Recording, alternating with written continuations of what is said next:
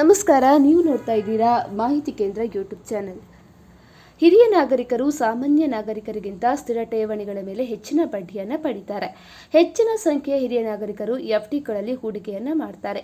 ಆದರೆ ರೆಪೋ ದರ ಕಡಿತದ ನಂತರ ಸ್ಥಿರ ಠೇವಣಿಗಳ ಮೇಲಿನ ಬಡ್ಡಿ ದರಗಳು ಕೂಡ ಕಡಿಮೆಯಾಗಿವೆ.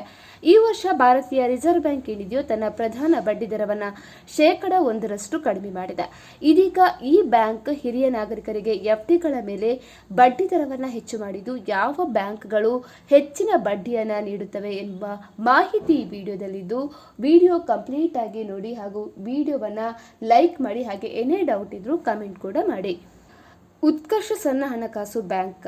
ಈ ಬ್ಯಾಂಕ್ ಹಿರಿಯ ನಾಗರಿಕರಿಗೆ 2 ರಿಂದ 3 ವರ್ಷಗಳ ಎಫ್ಡಿ ಠೇವಣಿಗಳ ಮೇಲೆ 8.15% ಬಡ್ಡಿ ದರವನ್ನು ನೀಡ್ತಾ ಇದೆ. ಈ ಎಫ್ಡಿ ಠೇವಣಿಯ ಮೇಲೆ ಸಾಮಾನ್ಯ ನಾಗರಿಕರಿಗೆ ಬ್ಯಾಂಕ್ 7.65% ಬಡ್ಡಿ ದರವನ್ನು ಕೂಡ ನೀಡ್ತಾ ಇದೆ. ಇನ್ನು ESAAF ಸ್ಮಾಲ್ ಫೈನಾನ್ಸ್ ಬ್ಯಾಂಕ್.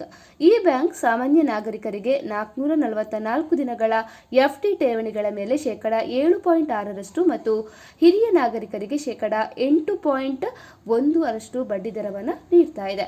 ಇನ್ನು ಸ್ಲೈಸ್ ಸ್ಮಾಲ್ ಫೈನಾನ್ಸ್ ಬ್ಯಾಂಕ್. ಇದು ಹಿರಿಯ ನಾಗರಿಕರಿಗೆ 8 ತಿಂಗಳು 1 ದಿನದಿಂದ 18 ತಿಂಗಳು 2 ದಿನಗಳವರೆಗೆ ಎಫ್ಡಿಗಳ ಮೇಲೆ 8.5% ಬಡ್ಡಿ ದರವನ್ನು ನೀಡ್ತಾ ಇದೆ.